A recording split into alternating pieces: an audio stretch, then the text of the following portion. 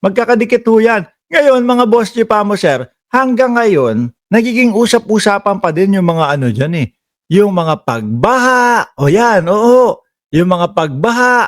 Hanggang ngayon po, kung pupunta kayo ng Nabotas, mga kababayan, yung mga tricycle ho doon, yung mga pedicab ho doon, pagkalalaki ho ng mga gulong, oho, bakit? Kasi nakadisenyo ho yun doon sa baha, nakadisenyo ho yun doon sa kung ano, yung sitwasyon ng kanilang lugar. Ang laki ho ng gulong. Kasi eto ha, pag tondo, mga bossing, sidecar. No, lumaki ho ako ng Tondo. Diyan na ho ako pinanganak sa Tondo, Maynila, mga kababayan. 623 Coral Street, Tondo, Maynila. Natatandaan ko pa yung address namin diyan, ha? Oh, pero ilang taon na ba akong wala doon? Kung hindi ako nagkakamali, 24 taon na akong hindi nakakapasyal sa Tondo. 623 Coral Street, Tondo, Maynila. Yan yung dating address namin. Eh kapag kahinanting nyo ako doon, mga DDS, wala na kayong aabutan, giba na yung bahay namin doon. No? Yung unang pinagpanganakan ko naman, 1574 Franco Street o corner ng Pacheco at Pitoyong Gatang. O doon naman ako pinanganak. Doon mga kababayan, yung mga BMX na bike, yun yung mga gamit na gulong doon. Sidecar ang tawag namin doon, mga bossing. Pero dito, sa Nabotas, yung mga Nabotas, Malabon, yung mga pang mountain bike at pagkatataas ho, dahil nakadesenyo doon sa baha. Mga bossing, biruin mo parang tinanggap na lang ho ng tao na ay wala nang magagawa dito sa baha na ito, ganito, ganyan. Hindi na mawawala itong baha na to. Kaya tayo na lang ang mag-adjust. Pero meron palang mga flood control na mga pinapagawa din doon. Ayan Nabotas. 4 billion flood control project with nothing to show for it. Alam ba ni Tiangco to? Sabi ni Jesus Palsis. Almost 4 billion pesos for flood control projects were poured in Nabotas from 2023 to 2025 with nothing to show for it. Bahang-baha pa din sa Nabotas City kahit onting ulan lang mababasa sa sa expose ni Jesus Palsis, mga kababayan. Kaya madami hong napipikon dito kay kay Atty. Jesus Palsis Bakit to, mga bossing? Kasi binibira niya ng binibira nasisilip tuloy yung mga mambabatas. Ito pa some flood controls project in Nabotas is still underway. No? City vows strict monitoring, hindi pa din tapos. Ano nangyari? Sabi ni Jorge Edrelin, imbes na solusyonan yung flood, yung gulong na lang ang inayon sa sitwasyon.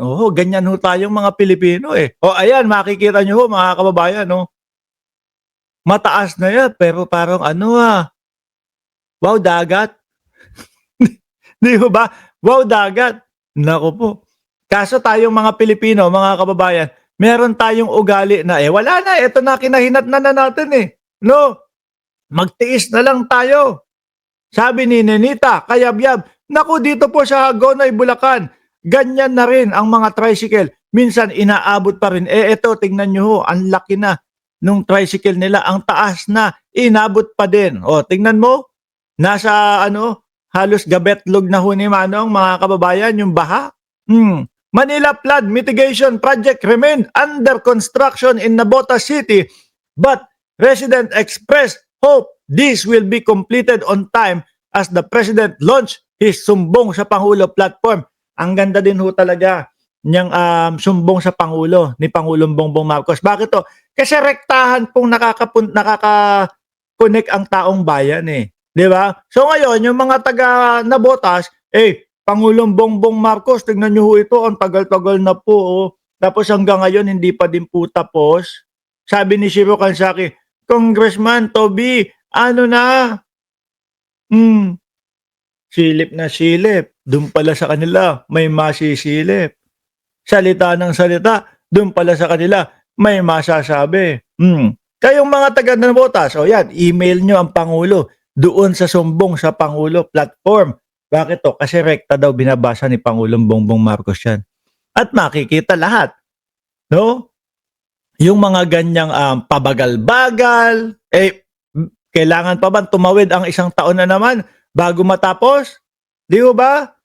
Sabi ni Ed Ong, nagmamalinis si Tiangco, di ba? Bakit hindi po niya sagutin ito? Yan ang tanong. Kasi nakikita ko madami ng ganyan ngayon eh. Makakapal na po yung mga mukha. Hindi ko sinasabing si Toby Tiangco makapal na mukha, pero ganun na nga ako.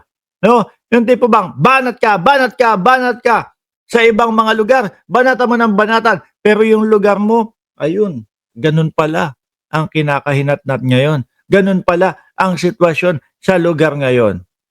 O di po ba? Sabi tuloy ni Roberto Cabe, mabuhay si PBBM, mabuhay si Yusek Castro, mabuhay si Ombudsman Romulia, mabuhay si Trillanes, mabuhay si Mark Ramos. Hindi, PBBM o yung BBM na mga vloggers daw po na sumusuporta kay Pangulong Bongbong Marcos. Yun daw ho yun. Nabamas ko po, Merry Christmas! Naku po, yan ang sinasabi ko sa inyo. Biglang may namas ko. Shout out po kay Maggie Florita. Baka abutin pa to ng Pasko. Nako, ang sarap, Congressman Toby Tiangco, kung sakali na yung mga kababayan mo ay magpapasko ng walang ganito.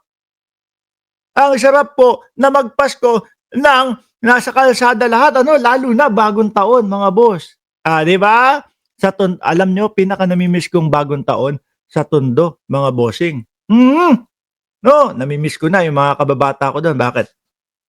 Pag bagong taon ho sa Tondo, 6:00 pa lang ng gabi, pag 6:00 na o 5:00 pa nga lang ng hapon hindi ka na pwedeng lumabas ng bahay. Bakit? Mapuputukan ka na. Oo, hindi ho mapuputukan na kagaya ni Rocky sa sa Tumbong Hindi ho doon. Mapuputukan ka na kasi talagang isang buong street nyo nagpapaputok na. Ang saya ho, mga kababayan. Yun lang ang dumi.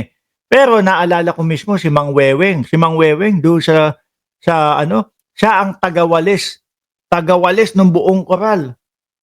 Pamahiin yun, nakasanayan niya na yun na walisin, linisin yung mga paputok. 4:00 madaling araw, naglilinis ganyan. Paano ka naman magseselebra kung ganyan ang lugar mo? Baha. Hirap po, mga bossing. Di ba?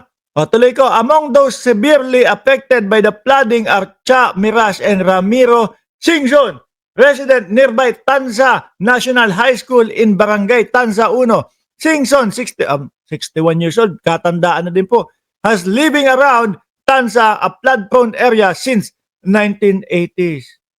Ano pa yung silbi nyo? Ang tagal nyo na po dyan, mga congressman. Ang tagal nyo na po, mga nakaupo dyan. Tapos eto, hindi masolusyonan.